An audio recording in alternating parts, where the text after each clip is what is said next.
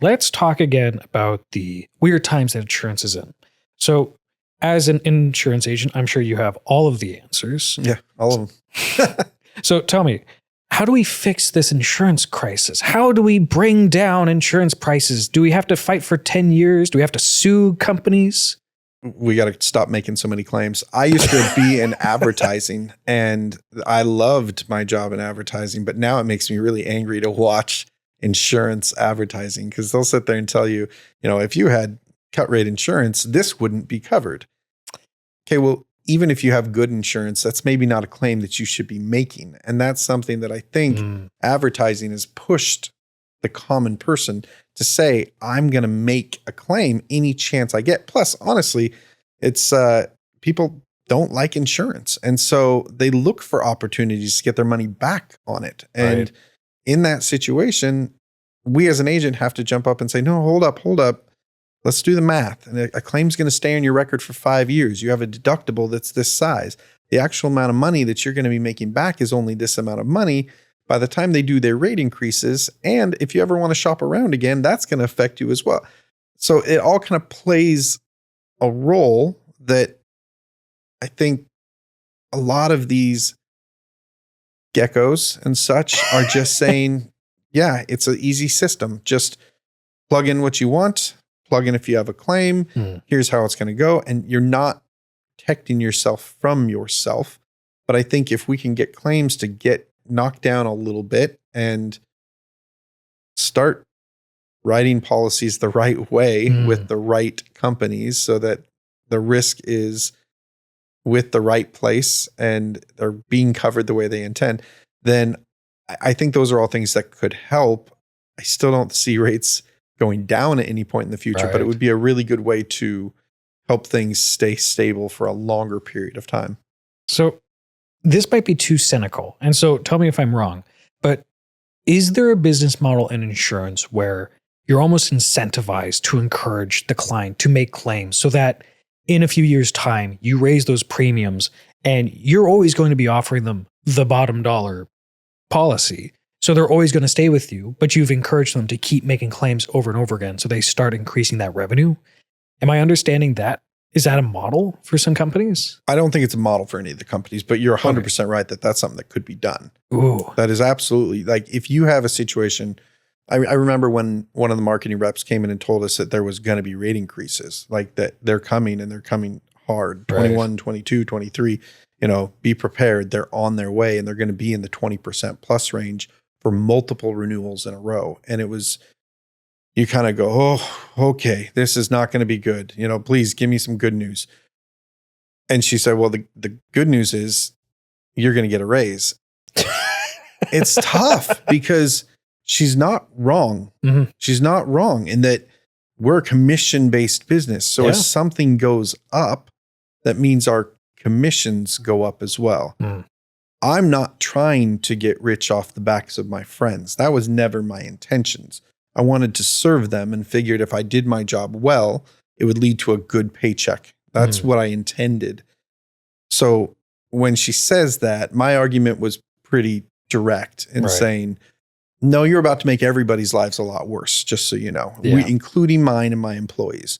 We are going to have to take phone calls that we're not used to taking, and we're going to take a lot of them. We're going to make more hours than we want to. I'm going to have to pay these people more hours. That there is a lot of, I'll trade you for the lower rates. I will always trade you for the lower rates. So, but you're right. If all of a sudden somebody goes out and says, well, rate increases. Yeah, let's cheapest of the bad. Yeah, let's go ahead. Let's keep it going. Yeah. If you're getting a commission as a salesperson, then that does make an impact. So clearly that means insurance agents are taking advantage. They're making more money. Yeah. This is what they want.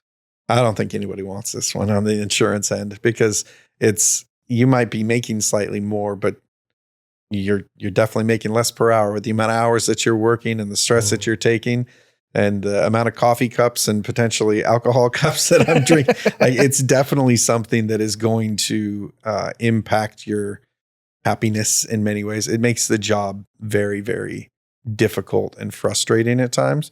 And nobody has sympathy for the insurance agent. Nobody wants that. And that's okay. Like, we didn't get into this to get sympathy. But we did get into help. And it feels like at times that we can't really help when we want to when the market is this way. So no, we prefer the steady rates. And I would love if the rates went down.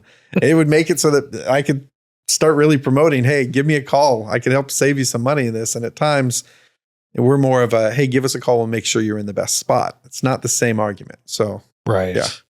So do you think then the average insurance agent is doing better now than they were 5 years ago? Or do you think that they all across the board, or I should say generally across the board, want to go back to 2019, 2018? Oh, I don't think you've got people out there saying, oh, thank God for this. Maybe the guy that's no longer putting in the work, that owns a company that is spending his days on the golf course and everybody else back in the office is doing all the work on it. Maybe his paycheck bumped up and he says, oh, that was great.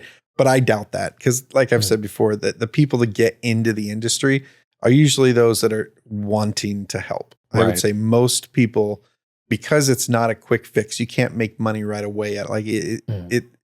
It's a longer term thing. I think most of the agents that you're going to encounter out there are going to be bleeding hearts that actually care about their people. And when these sort of things go down, it's they're doing everything they can to help, and they don't. They prefer the lower rates. So, and